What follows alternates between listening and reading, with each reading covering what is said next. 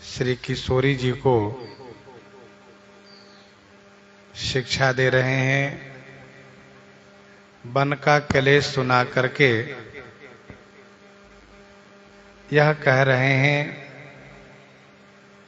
कि आप घर में रहें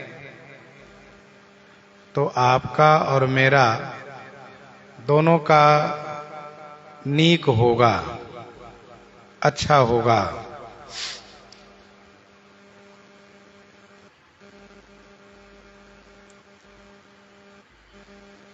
मेरी माता मेरे वियोग में जब विशेष व्याकुल हो जाएंगी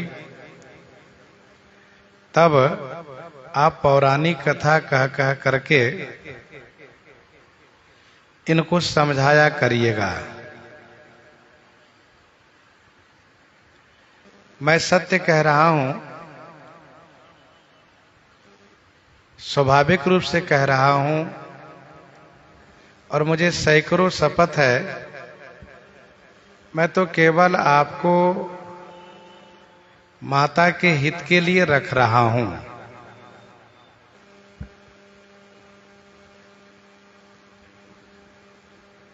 पति की आज्ञा मानना, माता पिता की सेवा करना, यह गुरु श्रुति सम्मत धर्म है।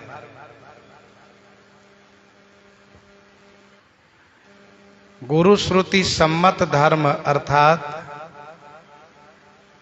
जिस धर्म की व्याख्या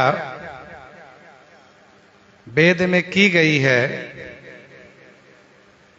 उस धर्म को गुरुजी ही समझाते हैं। तब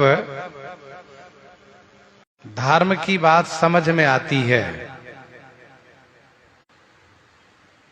जैसे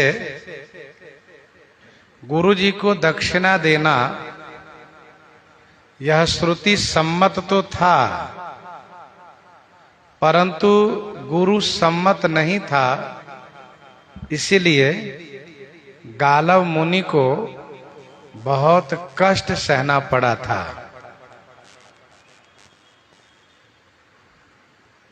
धर्म गुरु और श्रुति दोनों द्वारा अनुमोदित हो। श्री राम जी कहते हैं स्वामी की आज्ञा मानना और सास ससुर की सेवा करना यह गुरु श्रुति सम्मत धर्म है। आप जिस धर्म फल के लिए वन में जाना चाहती हैं वह धर्म फल आपको घर में ही प्राप्त हो जाएगा और कोई क्लेश नहीं सहना पड़ेगा। यदि आप हठ करेंगी तो हठ का परिणाम ये होगा कि आपको कष्ट सहना पड़ेगा। मैं पुण्य करी प्रमाण पितु बानी, बेगी फिरब सुनु सुमुखी सयानी। पुनि माने फिर मैं, पितु बानी प्रमाण करी, अथवा मैं पुनि माने मैं भी पिताजी की वाणी को प्रमाणित करके, हे सुमुखी, हे सयानी, सुनिए। बेगी फिरब, बेगी माने शीघ्र, फिरब माने वापस आ जाऊंगा। आप सुमुखी हैं, आप सयानी हैं, आप समझने का प्रयास कीजिए। घर में आप सासू मां की सेवा करेंगी और मैं वन में पिताजी की आज्ञा को पालन करूंगा। कितना अच्छा होगा। मैं पिताजी की वाणी को प्रमाणित करने के लिए 14 वर्ष वन में रहता हूं और आप सासू मां की सेवा करने के लिए घर में रहिए। 14 वर्ष पूरा होने के बाद मैं एक दिन भी विलंब नहीं लगाऊंगा। 14 वर्ष पूरा होते ही मैं शीघ्र अयोध्या जी आ जाऊंगा। तो मैं पुण्य करी प्रमाण पितु बानी बेग फिरब सुनु सुमुखी सयानी। श्री राम जी इसी बात को माता कौशल्या जी से भी कहते हैं, पिताजी से भी कहते हैं कि 14 वर्ष की समाप्ति पर मैं वापस आ जाऊंगा। आयसु पाली जन्म फल पाई, आयसु पाली जन्म फल पाई, अइहूं बेगी हो रजाई। पिताजी से कहते हैं। माता कौशल्या जी से कहते हैं कि आई पाए पुण्य देखियो, मन जानी करसी मलान। मैं आकर के आपके श्री चरण का दर्शन अवश्य करूंगा।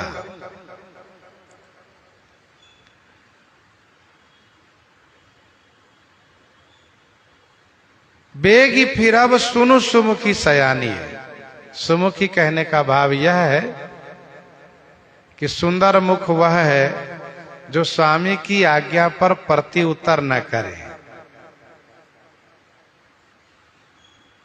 उत्तर उदय सुनि स्वामी रजाई, असो सेवक लखी लाज लजाई। तो प्रति उत्तर नहीं करना चाहिए।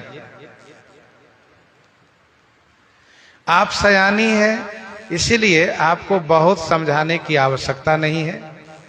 समझदारों से बहुत कहने की आवश्यकता नहीं होती है। समझदारों को थोड़ा कहने से ही वे बहुत समझ लेते हैं। ताते मैं अति अल्प बखाने, थोरे महु जानी है ही सयाने। तथा दिवस जात नहीं लागहि बारा, सुंदरी सिखवन सुनहु हमारा, सुंदरी सिखवन सुनहु हमारा। दिवस जात नहीं लागहि बारा। दिवस जात माने दिन जाते, 12 नहीं लागहि। 12 माने देरी नहीं होगी, देरी नहीं लगेगी समय को जाते। हे सुंदरी हमारा सिखवन सुनहु। हमारा सिखवन अर्थात हमारी शिक्षा को आप सुनिए और ग्रहण कीजिए। दिवस जात नहीं लागहि बारा। ध्यान दीजिएगा, जब मन के अनुकूल सारी बातें हो और मन बहुत आनंदित रहता हो, प्रमुदित रहता हो, तो यह सत्य है कि समय जाते पता नहीं चलता है। लेकिन मन के विपरीत हो, प्रतिकूल हो, तो दिवस काटे कटता नहीं है। दुख का समय जल्दी बीतता नहीं है, सीधी बात यह है। और सुख का समय जाते पता ही नहीं चलता है। सरकार कहते हैं कि दिवस जात नहीं लागहि बारा, क्योंकि वन में श्री राम जी अनुकूलता देख रहे हैं, वन में सुख देख रहे हैं अपने लिए। लेकिन जिनको समझा रहे हैं उनको तो दिवस जात नहीं लागहि बारा सत्य नहीं होगा, दिन जल्दी कटेगा नहीं।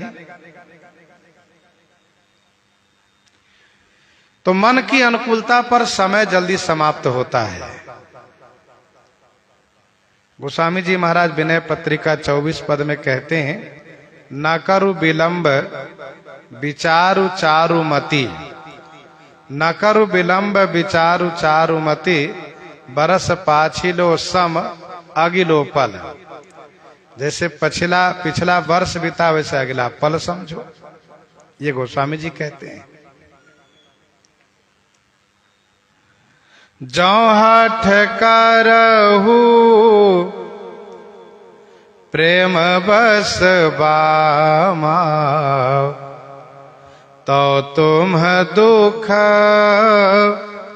पाओ परिणामा, तो तुम दुख पाओ परिणामा।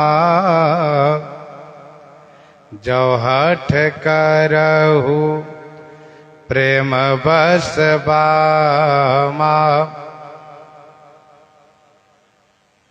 हे बामा, जो प्रेम बस हठ करहूं तो परिणामा तुम दुख पाओ।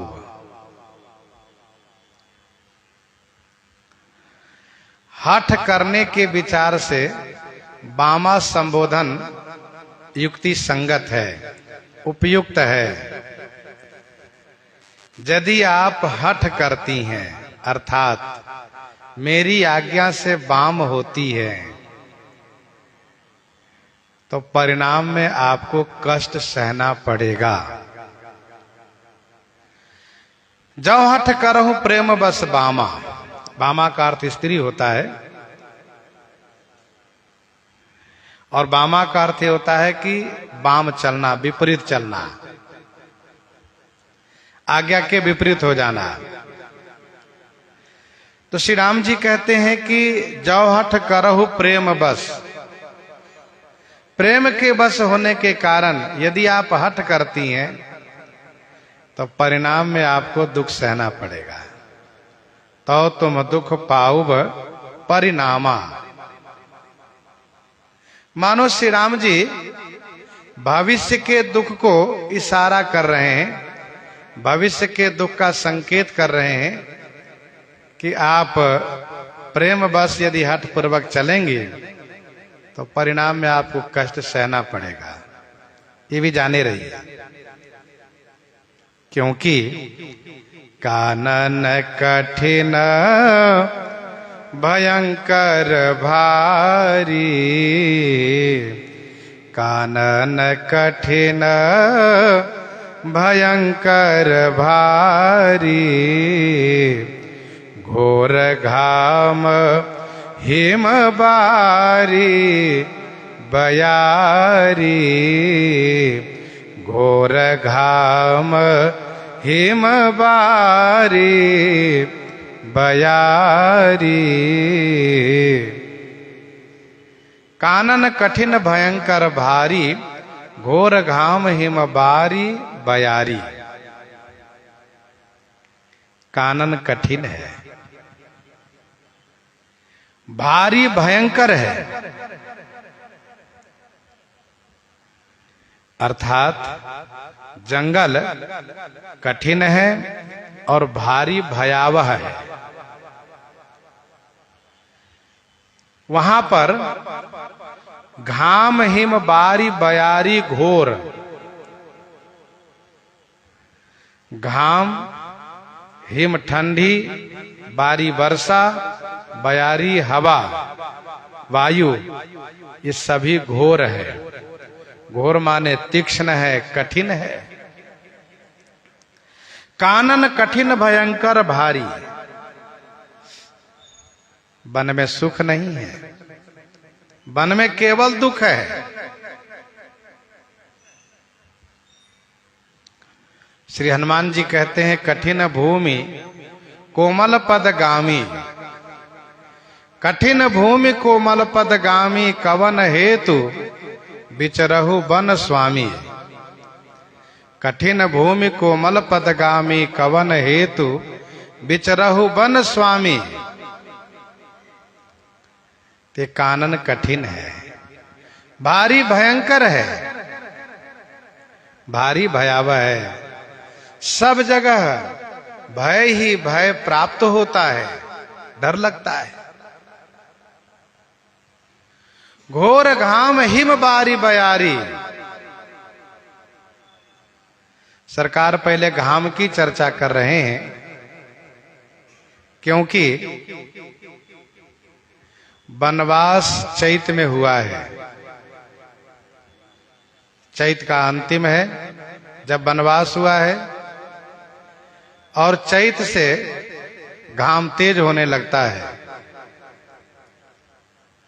सरकार कहते हैं कि बैसाख जेठ आषाढ़ में घाम ही घाम का सामना करना पड़ेगा। घोर घाम, तीक्ष्ण घाम होता है, बहुत ताप लगता है। इसके बाद वर्षा की बारी होती है, तो वर्षा न कह करके श्री राम जी पहले हिम की बात करते हैं, क्योंकि जैसे गर्मी में, ग्रीष्म में घाम से कष्ट होता है, तपन से, तापमान से कष्ट होता है, वैसे ही ठंडी में हिम से, ठंडी से कष्ट होता है। गर्मी में तापमान बढ़ता है, बहुत तपन होता है, तो ठंडी में बहुत सर्दी लगती है, बहुत ठंडा लगता है। तो इसीलिए कहा पहले हिम, और इसके बाद कहा सरकार बारी। बारी माने बरसात में। बरसात में भी कष्ट होता है, क्योंकि वन में कोई घर मकान तो होता नहीं है, वन में खुले आकाश में रहना होता है। इसीलिए बहुत तेज घाम लगता है, तीक्ष्ण घाम लगता है, बहुत ठंडी लगती है, और बरसात का कष्ट होता है। और बयारी को सबसे अंत में कहने का भाव ये है कि ये हवा चाहे गर्मी के हो, चाहे ठंडी के हो, चाहे बरसात के हो, अर्थात गर्मी, बरसात और ठंडी तीनों मौसम में हवा बहुत दुखद होती है।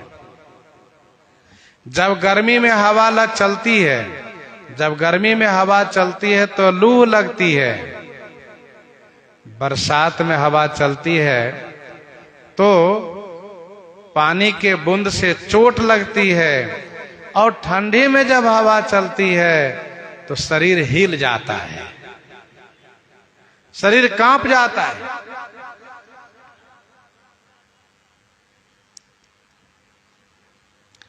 घोर घाम हिम बारी बयारी,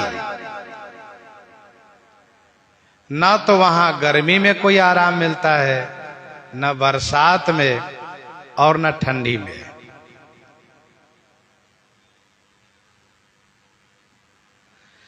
कुश कंटक मग काकर नाना, चलब पया देहि बिनु पद त्राना।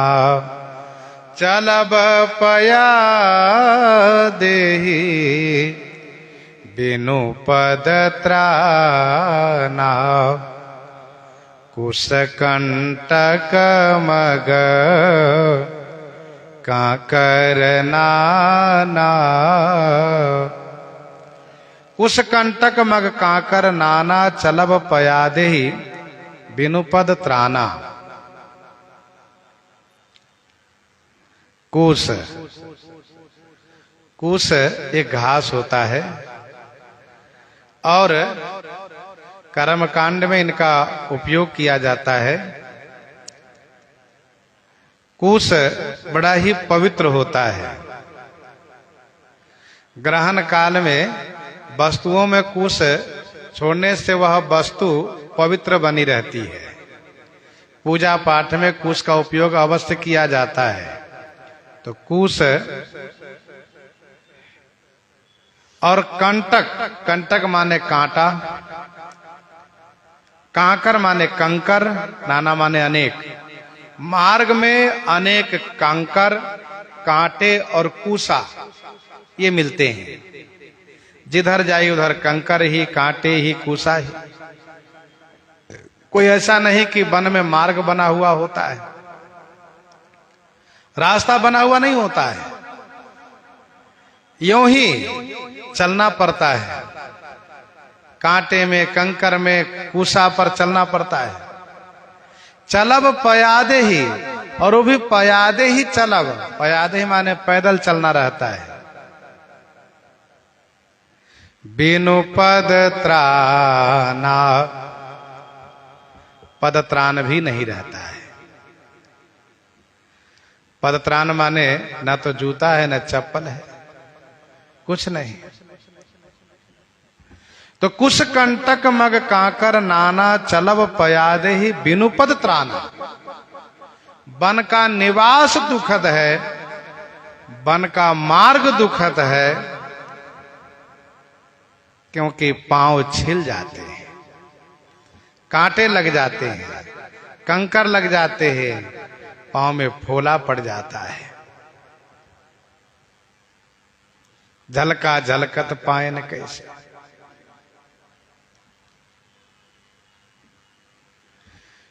चरण कमल मृदु मंजू तुम्हारे, मार्ग आगम भूमिधर भारे, मार्ग आगम भूमिधर भारे। चरण कमल मृदु मंजू तुम्हारे, तुम्हारे चरण कमल मृदु कोमल और मंजू माने सुंदर हैं। आपके चरण कमल कोमल हैं और मंजू माने सुंदर हैं। मार्ग आगम भूमिधर भारे, और मार्ग अगम है। अगम माने दुर्गम है, अगम्य है। और भारे भारे माने भारी भारी, भूमिधर माने पर्वत है, भारी भारी पर्वत है। चरण कमल मृदु मंजु तुम्हारे, मार्ग अगम भूमिधर भारे। आपके चरण कमल सुंदर हैं और कोमल हैं।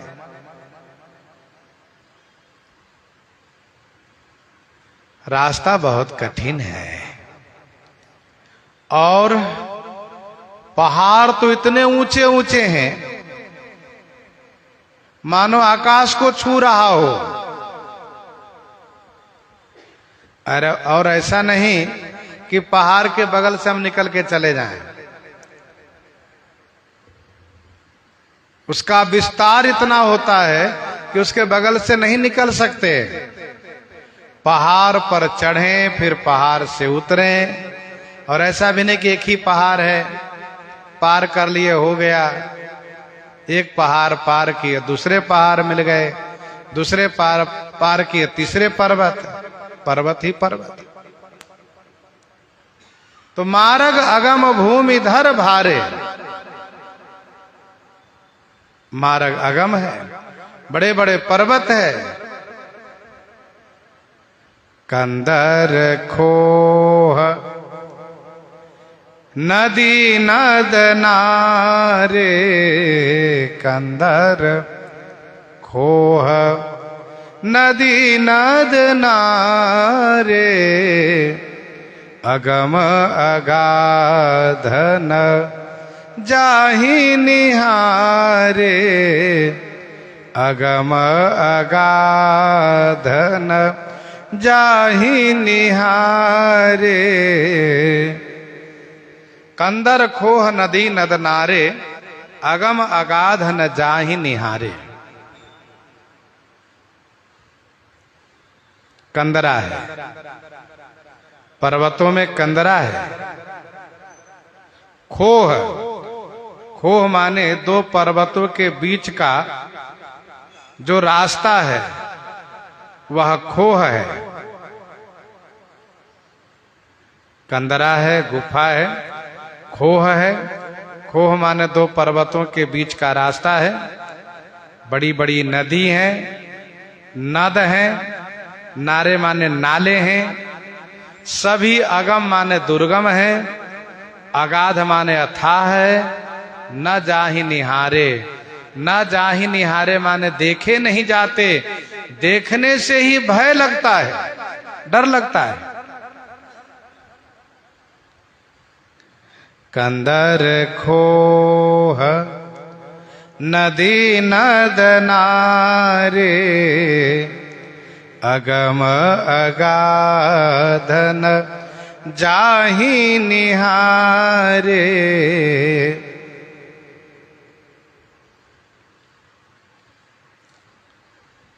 कंदराएं, खोह, ऐसी ऐसी गुफा, ऐसी ऐसी कंदरा, ऐसे ऐसे खोह कि उसमें हिंसक पशु छुपे रहते हैं। बड़ी बड़ी नदी, नदी की धारा बहुत तीव्र होती है। नद, नदी स्त्रीलिंग है, नद पुल्लिंग है। नारे माने नाले, छोटे छोटे नाले।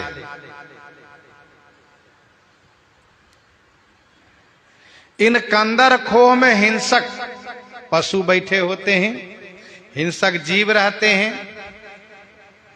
नदी नद नारे में कहीं कहीं दलदल भूमि होती है। ऊपर से देखने में ठीक रहता, लेकिन यदि ऊपर गए तो एकदम से दलदल में फंस गए। अब कमर तक नीचे फंस गए तो निकल भी नहीं सकते। नदी की धारा बड़ी तीव्र होती है, देखने से डर लगता है, भय होता है कि यदि इसमें पांव रखे और यदि पांव जमा नहीं तो फिर बह जाएंगे, फिर संभाल नहीं पाएंगे। ऐसी धारा तीव्र होती है कि संभालते भी नहीं बनेगा। अगमय अगाधन जाहि निहारे। और फिर उन कंदर खोह में, उन वन प्रदेश में भालू बाघ वृक के हरि नागा, भालू बाघ वृक के हरि नागा, करहि नाद सुनि धीरज भागा, करहि नाद सुनि धीरज भागा। भालू, बाघ, वृक माने भेड़िया, केहरी माने सिंह, नागा माने हाथी, करहि नाद, ये सब नाद करते हैं, बड़े जोर से ये सब गरजते हैं, दहाड़ते हैं, चिघारते हैं।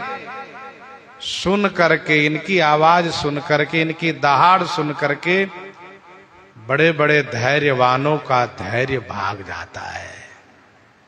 करहि नाद सुनि धीरज भागा।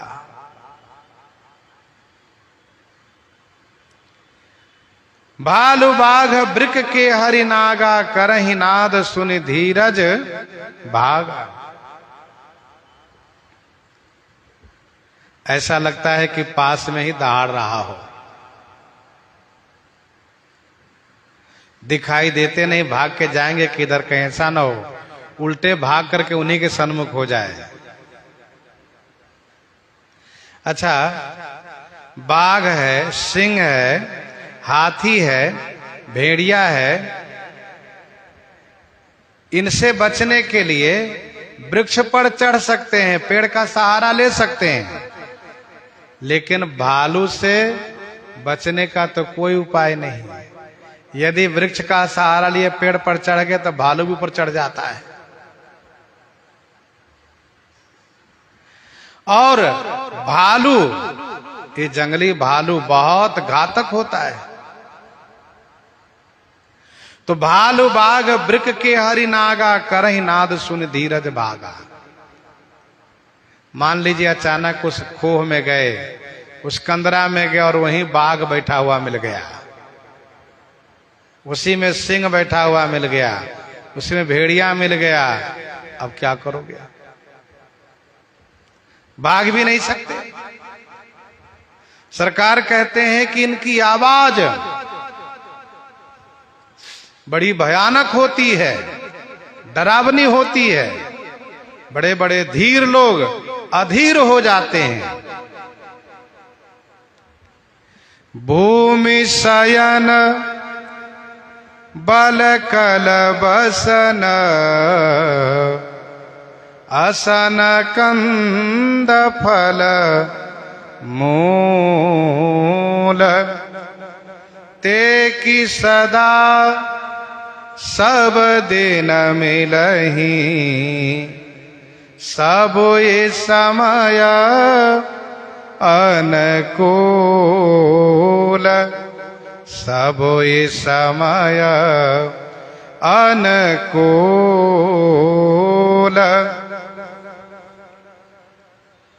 भूमि शयन बलकल बसन असन कंद फल मूल। वहां भूमि में सोना पड़ता है, वन में भूमि पर सोना पड़ता है। और जो कोमल बिस्तर पर सोने वाले हो उनको भूमि पर नींद नहीं आ सकती।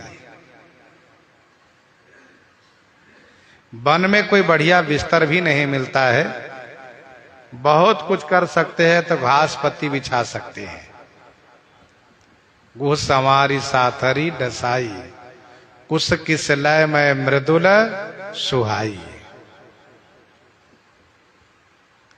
भूमि शयन हमेशा पलंग पर सोने वाले, सुंदर कोमल बिस्तर पर सोने वाले यदि भूमि पर सोएंगे तो होगा क्या? कहा कि कमर पकड़ लेगा, मतलब कमर में दर्द होगा, पीठ में दर्द होगा और शीत लगेगी, ठंडी लग जाएगी।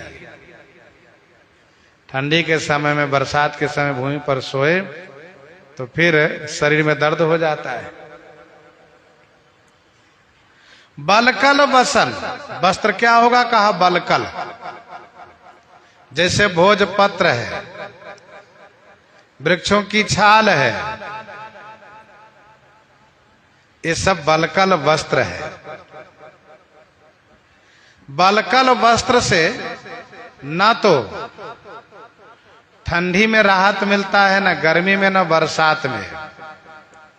बलकल वस्त्र से केवल गुप्त इंद्री का आवरण होता है, न कि ठंडी गर्मी बरसात से बचाव होता है। वहां कोई बढ़िया रेशमी वस्त्र नहीं मिलता, सूती भी नहीं मिलता, उन्हीं की तो बात बहुत दूर रही। वहां बलकल वस्त्र मिलता है, मुनि लोग बलकल धारण करते हैं। भूमि शयन बलकल बसन। और खाने को क्या मिलेगा? कहा असन कंद फल मूल। असन माने भोजन, कंद फल और मूल प्राप्त होगा। भोजन, कंद, मूल, फल मिलेगा। और ऐसा भी नहीं कि फल तोड़ करके खाया जाएगा, सो नहीं। तपश्चर्या काल में, तप काल में वृक्षों से फल तोड़ा नहीं जाता है। वृक्षों से गिरा हुआ जो फल होता है उसी से अपना जीवन निर्वाह किया जाता है। भोजन में कंद मूल फल होगा। कंद जो मट्टी के अंदर होता है और एक पौधा में एक ही होता है, उसे कंद कहा जाता है। मूल, मूल एक पौधा में अनेक होता है, उसे मूल कहा जाता है। मेले आदि में श्री राम कंद करके बेचते हुए पाए जाते कि श्री राम जी का कंद मूल है ये।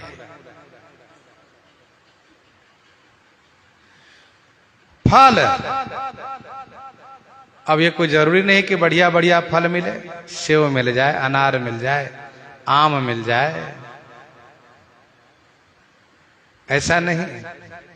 वन में जो फल मिल जाए, असन कंद फल मूल। और सबसे बड़ी बात यह है कि ते की सदा सब दिन मिलही। ते माने वह, की माने क्या, सदा माने हमेशा, सब दिन प्राप्त होगा अर्थात नहीं।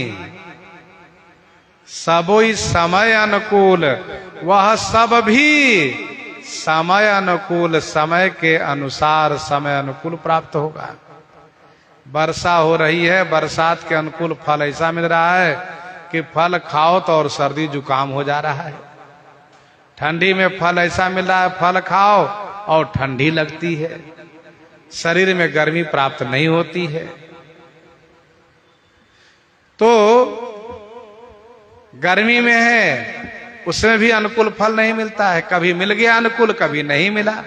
अच्छा मान लीजिए अनुकूल फल मिल भी रहा हो तो पेड़ में लगा हुआ है, तोड़ के खाना मना है, गिरा हुआ मिल नहीं रहा है।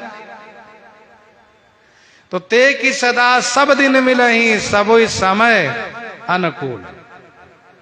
साधु शाही कहावत है, साधु शाही कहावत है, कभी घी घना, कभी मुट्ठी भर चना, और कभी वह भी मना। कभी खूब चकाचक मिला और कभी थोड़ा सा मिल गया और कभी कभी नहीं मिला। इसलिए साधक अपने आप को ऐसा साधते हैं कि वे उद्विग्न नहीं होते, परेशान नहीं होते। जब जैसा तब तैसा, जब जैसा मिल गया तब ऐसा ही रह लेते हैं। और यदि उसमें नहीं रह पाए तो फिर साधु काहे का, तब साधु कैसा। यदि वैसा नहीं रह पाए, जब जैसा तब तैसा, वैसा न रहे तो साधु कैसा। इसीलिए साधना पड़ता है, साधना चाहिए।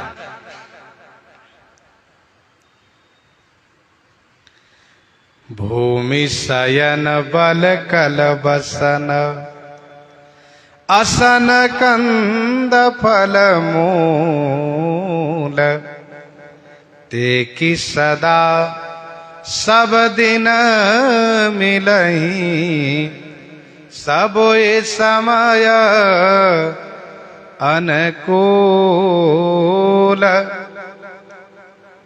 नर आहार रजनी चर चरही, नर आहार रजनी चर चरही। कपट बेश विधि कोटिक करही, कपट बेश विधि कोटिक करही। नर आहार रजनीश्चर चरही। वन की दुर्गमता वर्णन करके वन में और जो दुष्ट लोग हैं उनकी चर्चा करते हैं।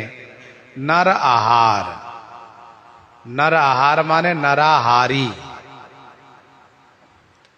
जो केवल मनुष्य का ही भक्षण करते हैं। कुछ असुर लोग तो और भी कुछ खा के काम चला लेते हैं। कहूं महिष मानुष धेनु खर अज, खल निशाचर भक्षही।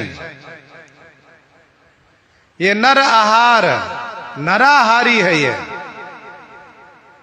रजनी चर चरही, मनुष्य को आहार करने वाले राक्षस। रजनीचर, रजनी माने रात्रि में, चर माने विचरण करने वाले राक्षस, चरही माने विचरण करते हैं।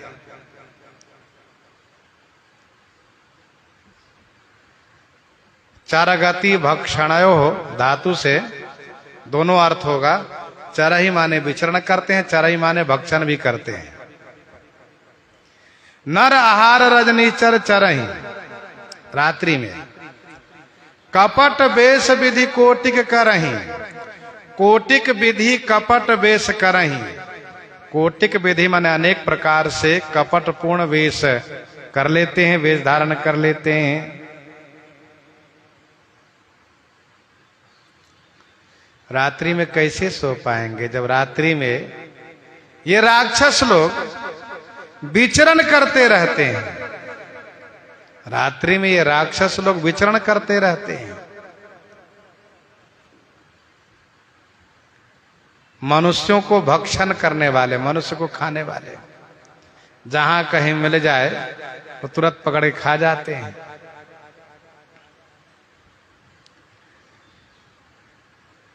अच्छा, रात्रि में अंधेरा होता है, पहचान करना भी बड़ा मुश्किल होता है, क्योंकि ये कपट पूर्ण अनेक प्रकार से वेश धारण करते हैं। ये मारीच हिरण बन गया, मारीच हिरण बन गया, रावण जति बन गया, कालनेमी साधु बन गया।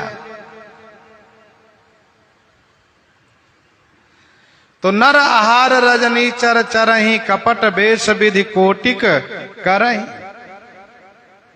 ये बड़े मायावी होते हैं, इन लोगों की माया न समझ में आवे, कब क्या करेंगे ये। और वहां की पानी भी ठीक नहीं है। लागहि अति पहाड़ कर पानी, लागहि अति पहाड़ कर पानी, विपिन विपत्ति नहीं जाई बखानी, विपिन विपत्ति नहीं जाई बखानी। पहाड़ कर पानी अति लागई, पहाड़ों का पानी विशेष लगता है। लागई का मतलब बुखार आ जाता है, बीमारी हो जाती है। लागई अति पहाड़ कर पानी, पहाड़ी पानी है। विपिन विपत्ति नहीं जाई बखानी, विपिन माने वन की विपत्ति बखानी नहीं जा सकती है। विपिन विपत्ति नहीं जाई बखानी।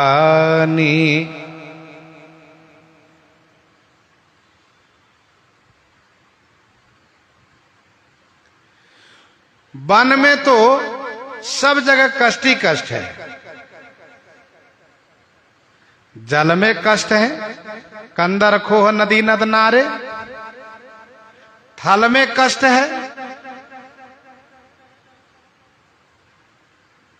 भूमि शयन बल कल बसन असन कंद फल मूल। नभ में कष्ट है, मार्ग अगम भूमि धर भारे। पाताल में भी कष्ट है, नर आहार रजनीश्वर चरहि। कहीं भी सुरक्षा नहीं है, कहीं भी सुख नहीं है, कहीं भी आराम नहीं है।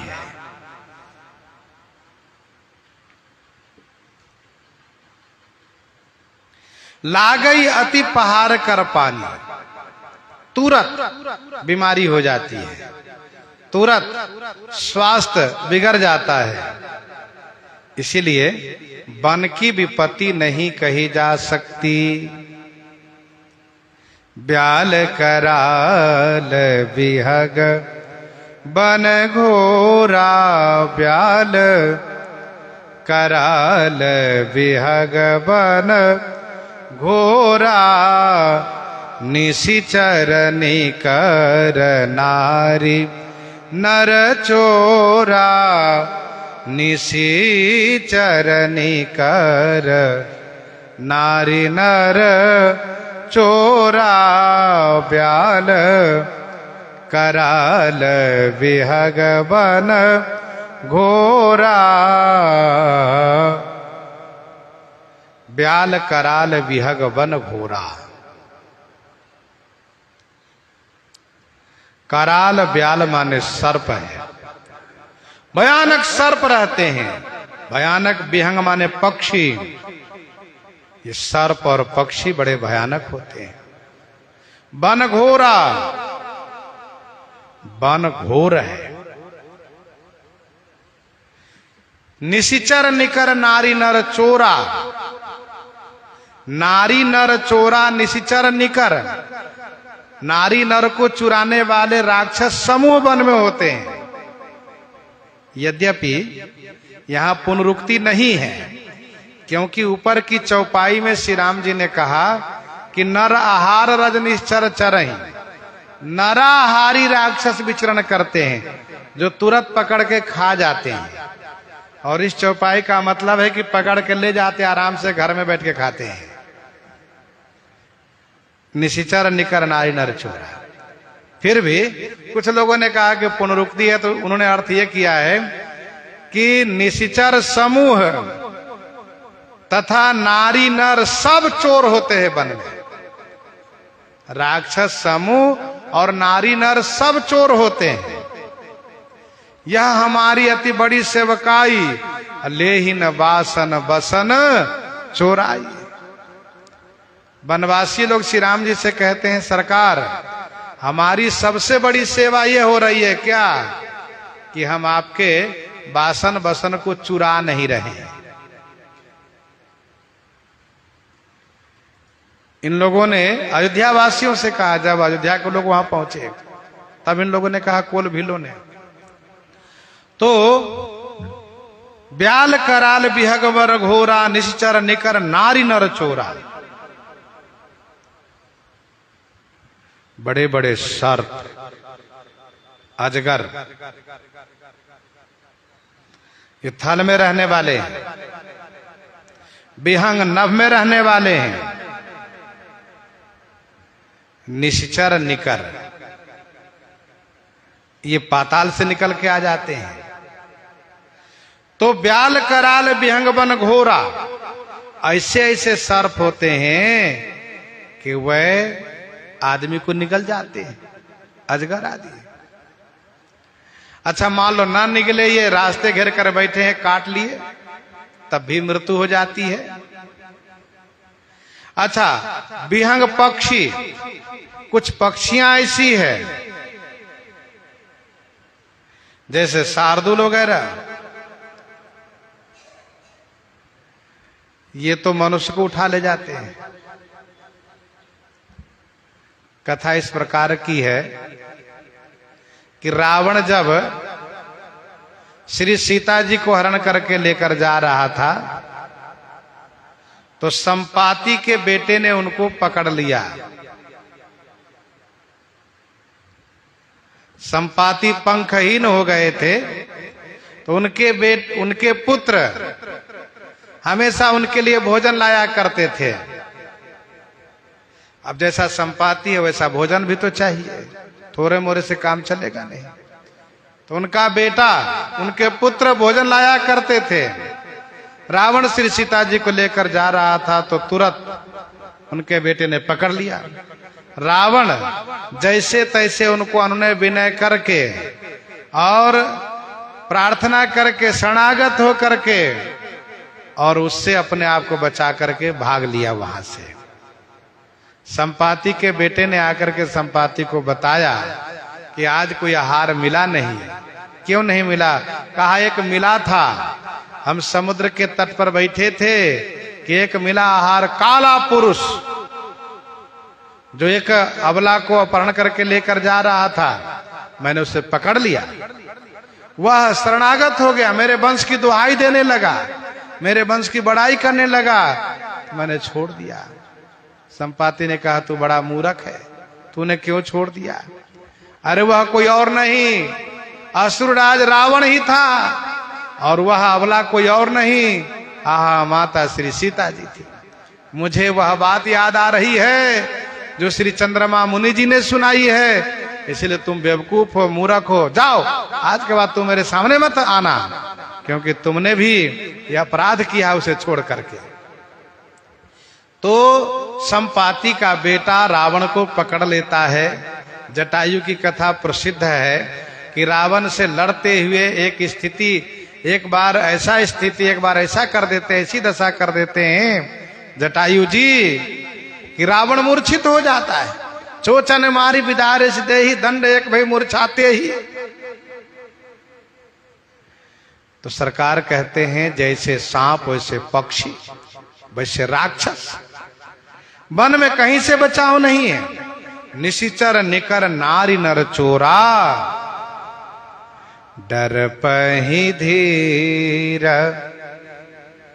गहन सुधियाए,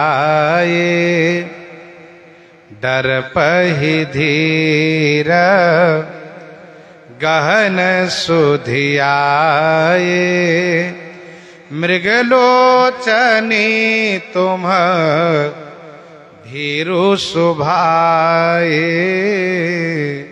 मृगलोचनी तुम भीरु सुभाए, डर पही धीर गहन सुधियाए। गहन सुधियाए धीर डर पही। गहन माने जंगल की सुधि आने पर, वन की याद आने पर बड़े बड़े धीर लोग डर पही माने डर जाते हैं। हे मृगलोचनी, तुम तो स्वभाव से भीरू हो। भीरू माने डरपोक, डरने वाली हो आप। डर पही धीर गहन सुधियाए, मृगलोचन तुम भीरु सुभाए। वन की याद आने से बड़े बड़े धीर लोग कांप जाते हैं। चाहे वह घर में जितना बड़ा धैर्यवान हो, वन में उसकी सारी धैर्यता गायब हो जाती है, वह कांप जाता है।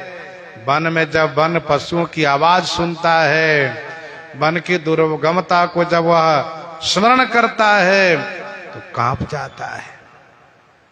मृगलोचन कहने का भाव यह है कि हिरण डरपोक होता है, आप मृगलोचनी हो, हिरण के समान आपका नेत्र है, आप भी बहुत डरती हो। श्री कौशल्या मां ने कहा है, राम हे रघुनंदन, सिय बन बसही तात के ही भांति, चित्र लिखित कपि देखी डराती, चित्र लिखित कपि देखी डराती।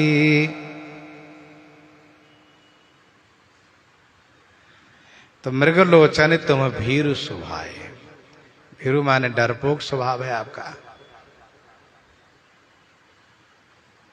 हंस गवनी तुम नहीं बन जोगो, हंस गवनी तुम नहीं बन जोगो, सुनी अपजस मोहि देयहि लोगो, सुनी अपजस मोहि देयहि लोगो।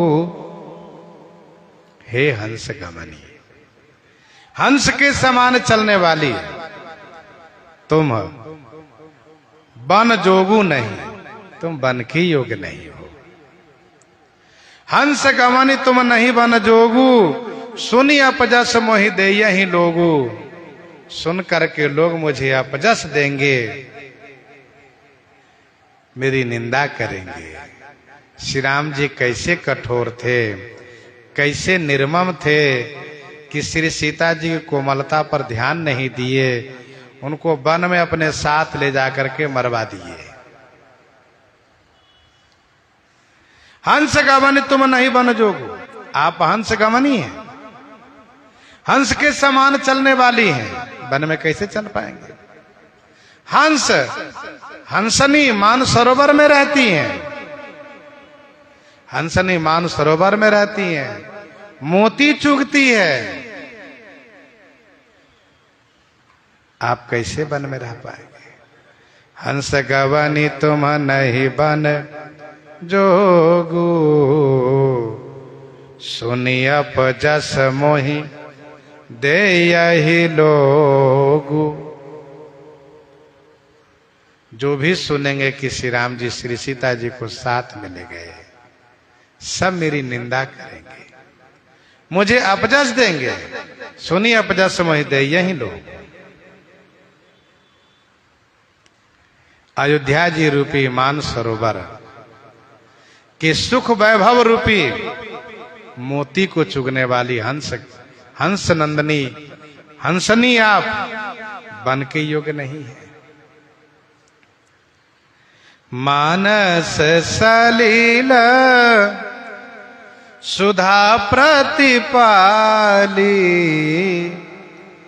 जिया की लवन पयोधि मराली। मानस सलील सुधा प्रतिपाली, जिया के लवन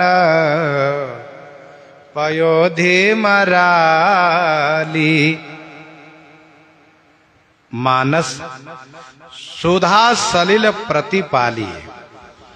मानस माने मान सरोवर के सुधावत जल से प्रतिपाली गई। मराली माने हंसनी।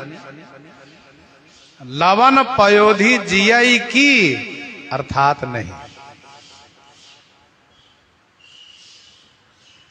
मान सरोवर में अमृतवत जल से प्रतिपालन की हुई, प्रतिपोषण की हुई मराली हंसनी लवन पयोधि। लवन पयोधि माने खार समुद्र में जीवित रह सकती है क्या? अर्थात नहीं। सरकार कहते हैं कि जब आपको अयोध्या जी का जल सुपाच्य नहीं हुआ, अयोध्या जी का जल सुपाच्य नहीं हुआ, तो जनकपुर से जल मंगाया गया और श्री जनकपुर से जो जल आया वही सीता कुंड, सीता कूप के नाम से प्रसिद्ध हुआ।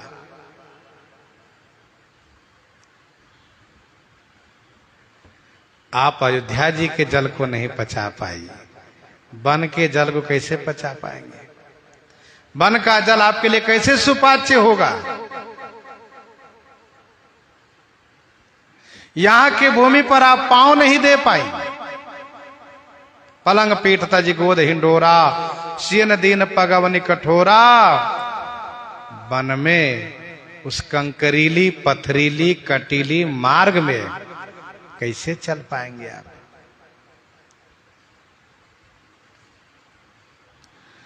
नवरसाल बन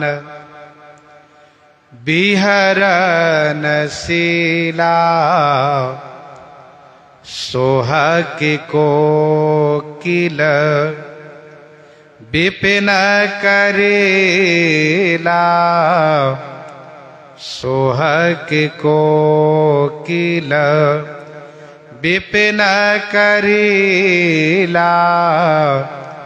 नवरसाल बन बिहरन शीला। नवरसाल बन बिहरन शीला। नवरसाल अर्थात नए रसाल बन। नए रसाल बन माने आम बन में बिहरन शीला, बिहरन करने वाली कोयल पक्षी। करीला विपिन सोह की अर्थात नहीं। जो कोयल पक्षी नए नूतन आम के वन में, आम के बगीचे में विहरन करने वाली हैं, सदैव कुहुकने वाली हैं, प्रफुल्लित प्रमोदित रहने वाली हैं, वह बेचारी कोयल पक्षी करील के वन में कैसे शोभा पाएगी। अयोध्या जी नवरसाल वन है और वन प्रदेश यह करील वन है।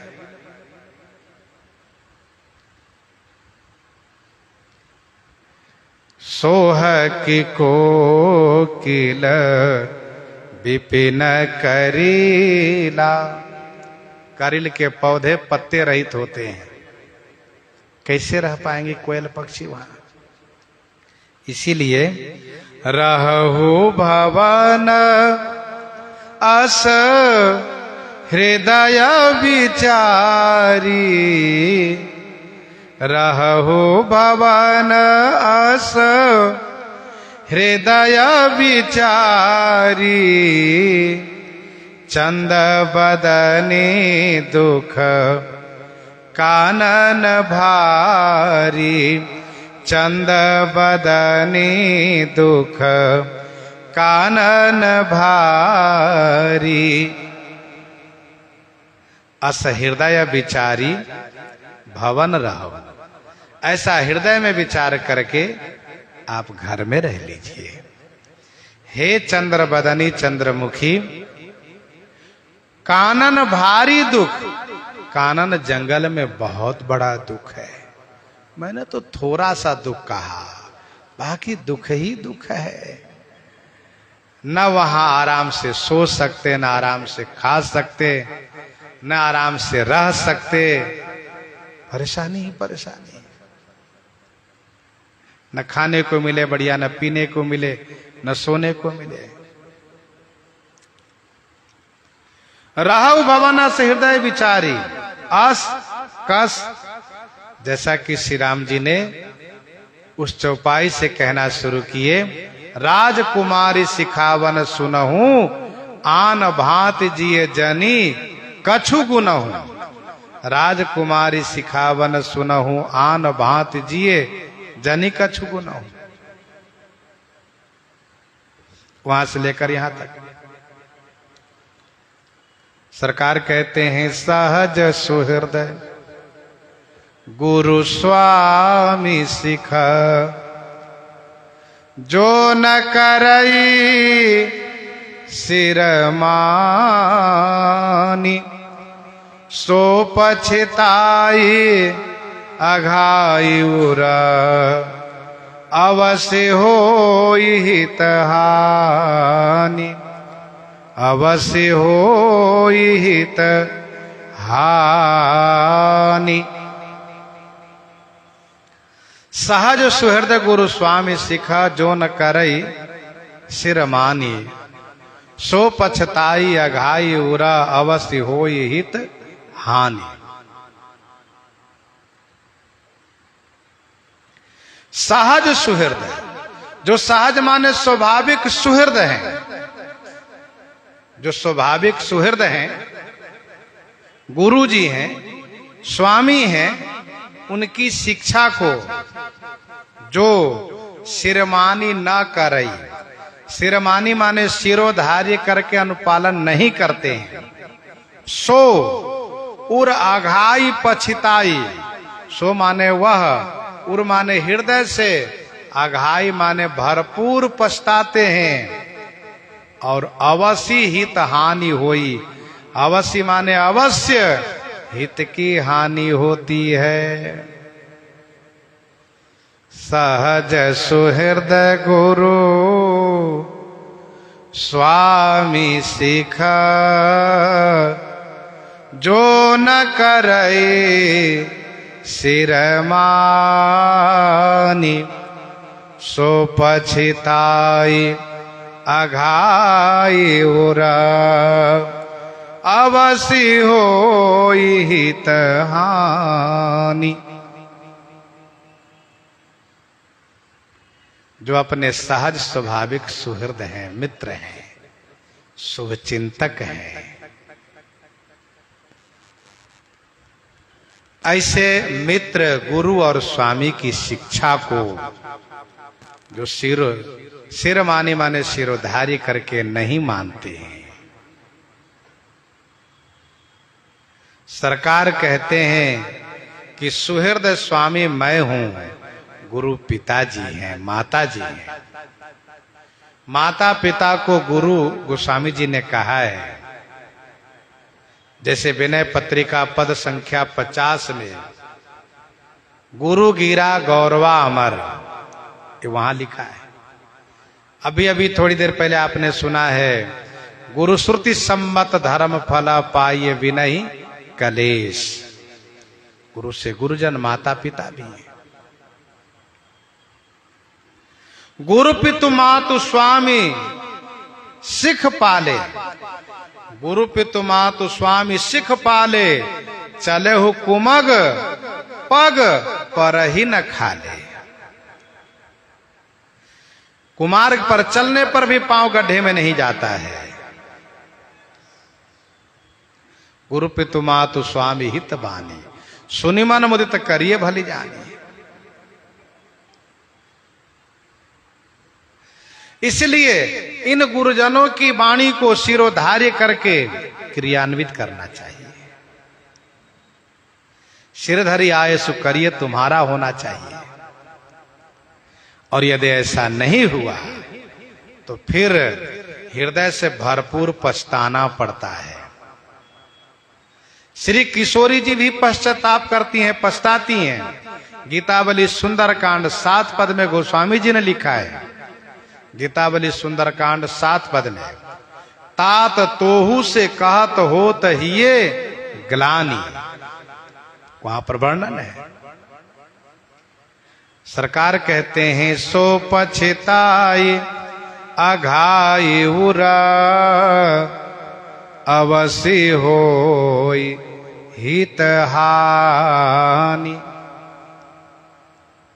ध्यान दीजिएगा, आदेश भी है लेकिन मुख्य रूप से सिखावन है। राजकुमारी सिखावन सुनो। अंतिम में सरकार कहते हैं, सहज सुहृद गुरु स्वामी सीख, क्योंकि आज्ञा देने के बाद फिर कुछ कहने का मौका नहीं रहता है। सिखावन पर कुछ निवेदन किया जा सकता है। सरकार इतना कह करके चुप हो जाते हैं। इसके बाद श्री किशोरी जी निवेदन पूर्वक, प्रार्थना पूर्वक अपनी हृदय की बात सरकार से निवेदन करती हैं। और जिस प्रकार से वे निवेदन करती हैं सो आगे श्रवण करेंगे। प्रसंग को यहीं पर हृदयांगम करते हुए आइए श्रवण करते हैं श्री भक्तमाल जी से।